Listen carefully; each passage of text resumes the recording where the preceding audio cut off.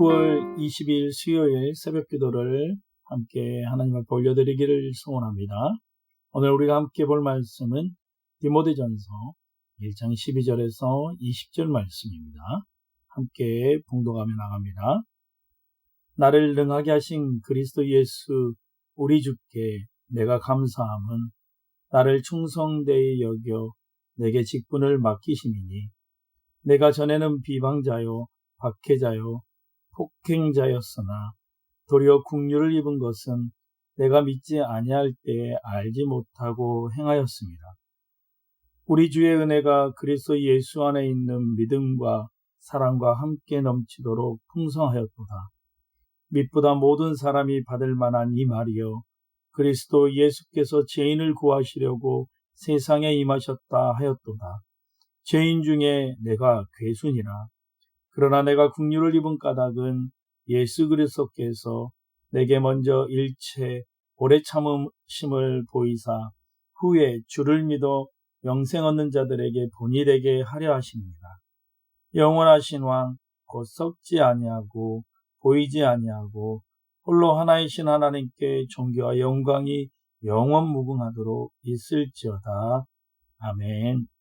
아들 디모데야, 내가 내게 이 교훈으로서 명하노니 전에 너를 지도한 예언을 따라 그것으로 선한 싸움을 싸우며 믿음과 착한 양심을 가지라. 어떤 이들은 이 양심을 버렸고 그 믿음에 관여하는 파선하였느니라.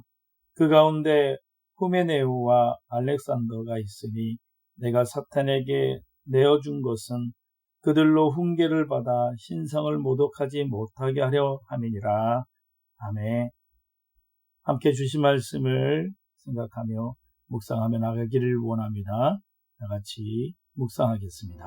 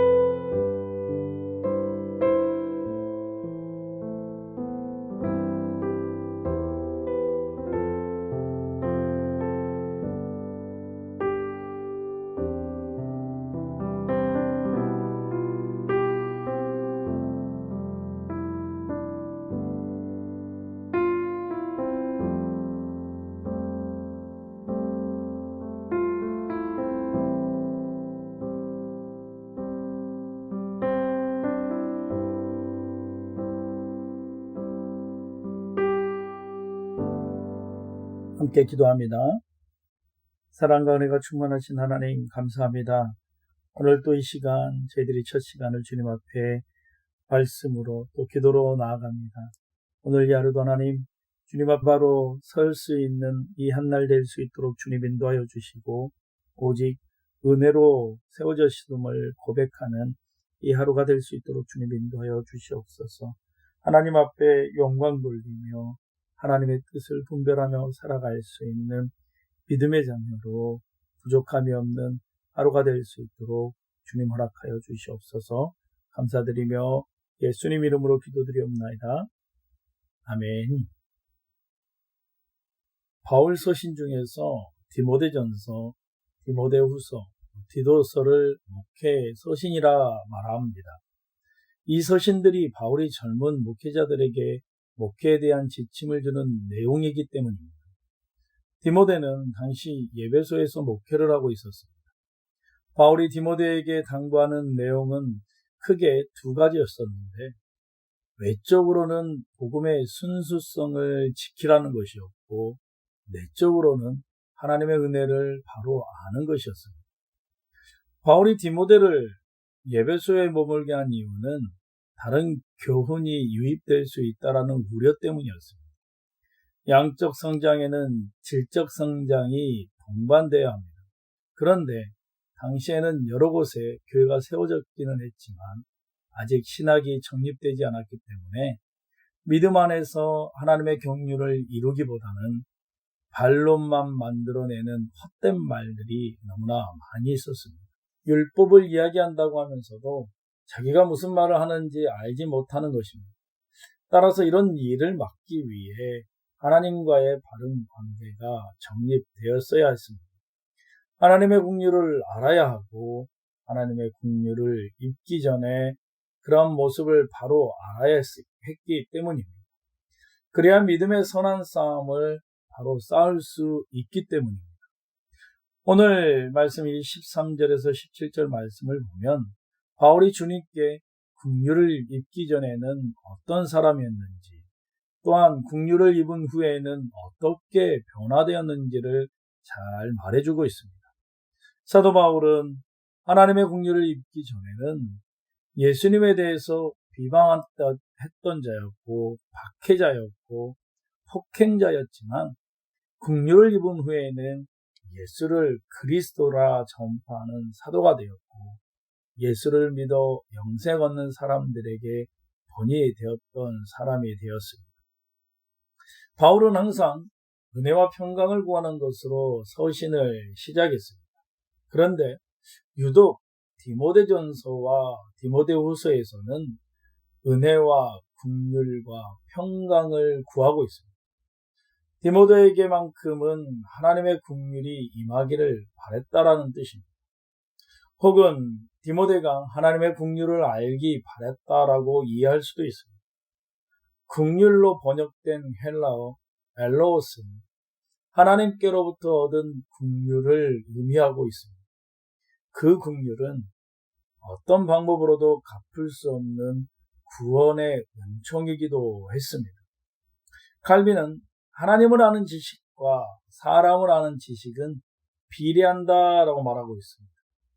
하나님의 긍휼이 어떤 것인지 아는 만큼 우리의 죄가 얼마나 무서운지 알 수 있다라는 거죠. 그러므로 우리가 알아야 할 것은 우리가 성령님의 역사로 죄를 깨달을 때 하나님과 관계 속에서 죄를 깨닫고 그 죄의 심각성을 알게 된다는 거죠. 우리가 그렇게 죄를 깨닫게 되었을 때 자연스러운 반응은 다른 사람의 죄와 비교하지 않는다는 것에 있습니다. 하나님 앞에서 내가 범한 죄에 대해서 철저하게 잘못을 인정하게 된다는 거죠. 그래서 그 순간 나의 죄가 너무도 크고 무겁기 때문에 그 어떤 죄인보다 내가 더 큰 죄인이라 고백하게 되는 겁니다. 하나님 앞에서 나의 죄에 대해서 철저하게 인정하게 되면 내가 죄인 중에 괴수라라는 고백이 나오게 된다는 거죠. 성령님이 역사하셔서 우리가 나 자신의 죄를 직면하게 되면 나는 세상의 어떤 죄인보다 가장 악한 죄인이 됩니다. 주님, 저는 정말 형편없는 죄인입니다라고 고백할 수 있고, 다른 사람이 아니라 내가 그토록 악한 자입니다라고 또한 고백할 수도 있고, 죄인 중에 내가 괴수입니다라고 말할 수 있게 됩니다. 하지만 우리가 나의 죄를 깨닫지 못하면 바리새인처럼 기도할 수밖에 없다라는 거죠. 누가복음 18장 11절의 말씀에 보면 하나님, 나는 다른 사람들과 같지 않습니다. 특히 이 세리와도 같지 아니함을 감사하나이다 라고 고백합니다. 하지만 우리가 나의 죄를 깨닫게 되면 누가복음 18장 13절의 말씀처럼 가슴을 치며 기도할 수밖에 없다라는 거죠. 이 세리의 기도를 보십시오. 하나님이여 불쌍히 여기소서, 나는 죄인이로소이다 라고 고백할 수밖에 있다는 거죠. 우리는 다른 사람과 비교해서 내가 더 낫다라고 생각하고 살아갑니다. 저 사람은 저럴 수밖에 없어. 저 사람보단 내가 더 낫다라고 나의 죄는 바라보지 않고 남의 죄만 우리가 꾸짖고 살아간다는 거죠. 하지만 바울이 그러했던 것처럼 나의 죄를 깨달아 다른 사람과 비교할 수 없을 정도로 철저하게 낮아질 수 있다라는 겁니다. 그래서 바울은 자신을 죄인 중에 괴수라라고 고백했습니다. 하나님이 어떤 분이고 자신이 누구인지를 단적으로 얘기하고 있는 것이죠. 우리들이 착각하고 있는 것이 있는데 하나님께서 바울이 될성부른 나무인지를 아시고 그에게 특별한 은총을 베푸셨다 생각합니다.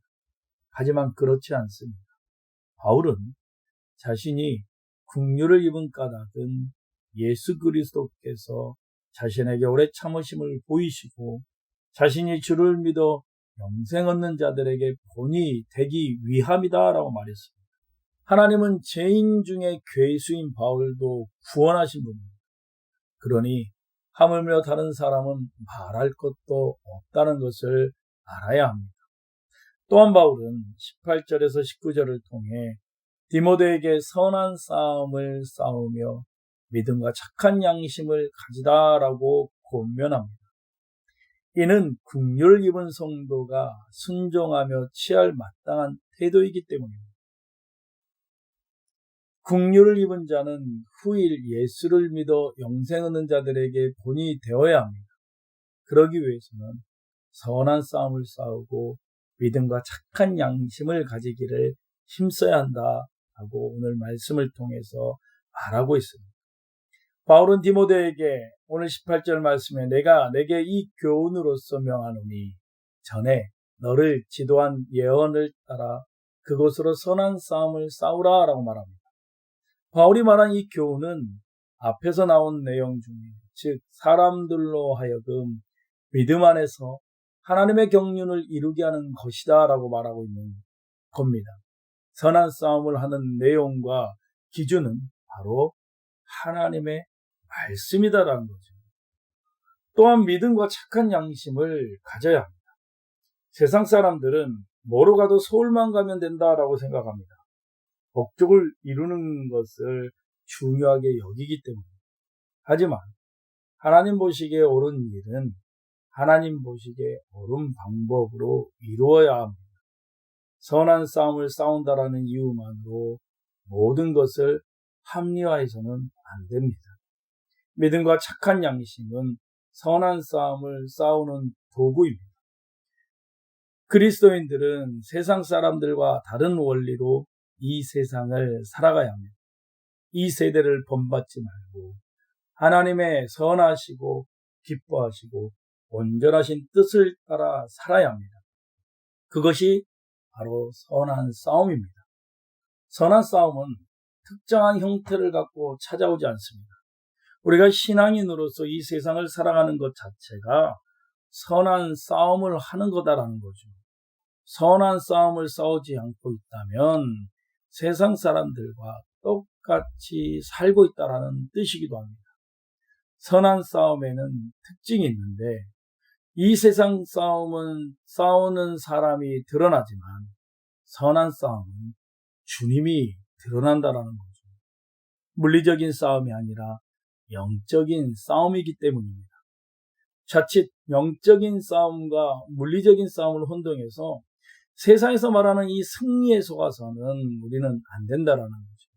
또한 이 싸움이라는 이 말 자체를 잘못 이해해서 세상 사람들과 영적인 싸움이 아니라 육적인 싸움을 하고 살아가는 삶도 안 된다라는 거죠. 우리가 믿는 예수님은 세상 영광을 마다하고 십자가에 달리셨습니다. 예수님이 십자가에 달려 돌아가시는 것이 바로 승리입니다. 세상은 그것을 졌다라고 하지만 우리는 승리했다라고 말합니다. 우리는 원래 거짓의 아비 마귀에게 현혹되어서 거짓과 죄를 쫓아 죽음을 향해 가던 죄인들이었습니다. 하지만 하나님 아버지와 예수 그리스도의 크신 은혜와 긍휼에 힘입어 믿음으로 구원의 큰 복을 얻었습니다. 교회의 지도자들을 포함해 모든 성도는 주님의 긍휼을 입은 사람으로 그에 합당하게 살아가야 합니다. 매 순간 내게 긍휼을 베푸신 주님을 기억하고 찬양하며 예수 그리스도를 닮아가야 한다라는 거죠. 착한 양심을 가지고 영광스러운 진리의 말씀을 따라 선한 싸움을 싸우며 믿음의 본보기로 살아가는 게 바로 우리 그리스도인, 우리 성도들의 모습이 되어야 합니다. 그리하여 우리의 삶이 곧 복음의 통로가 되어야 한다는 거죠.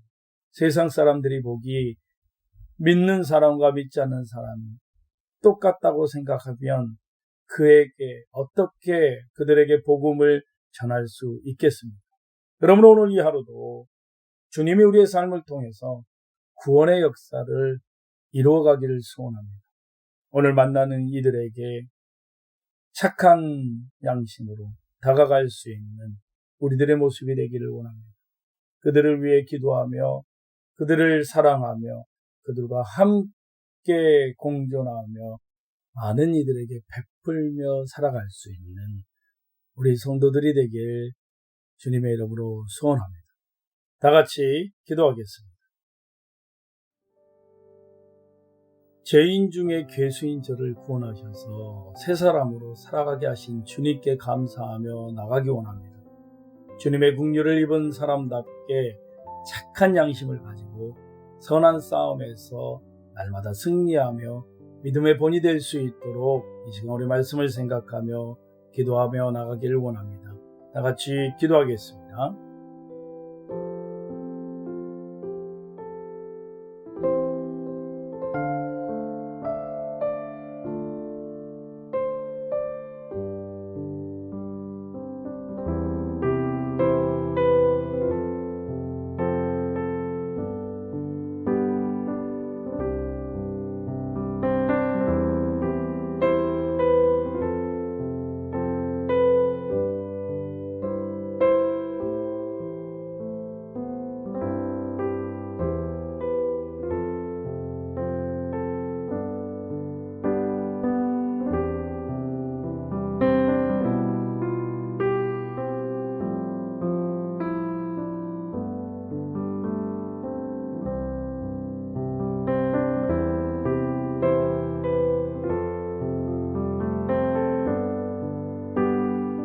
우리 다시 한번 기도합니다. 우리 다음 주부터 있을 우리 부흥회를 위해서 함께 기도합니다. 모든 성도들이 함께 말씀에 참여하고 우리의 나태해졌던 신앙을 리셋하여 다시 한번 주님이 기뻐하시는 삶으로 나갈 수 있도록 함께 기도하며 나갑니다. 그리고 여러분들의 기도의 제목을 주님 앞에 올려드립니다. 다 같이 기도하겠습니다.